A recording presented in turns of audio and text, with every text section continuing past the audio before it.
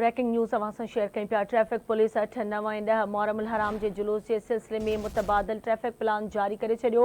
Plan मूजिबि मुहर्रम हराम जो मरकज़ी जुलूस नश्तर पार्क खां शुरू थी हुसैनिया ईरानिया इमाम बारगाह ते इख़्तिताम पज़ीर थींदो। उन दौरान गुरु मंदिर चौक खां अॻिते जुलूस जे रूट ते ट्रैफिक खे वञण जी इजाज़त न हूंदी, जॾहिं त ट्रैफिक पुलिस जे जारी प्लान मूजिबि समूरी ट्रैफिक खे बहादुर यार्ड जंग रोड सोल्जर बाज़ार तरफ़ मोड़ियो वेंदो। जुलूस लाइ स्टिकर लॻल गाॾियूं शाहरा कायदेन सोसाइटी जी लाइट सिग्नल तां दाख़िल थी सघंदियूं।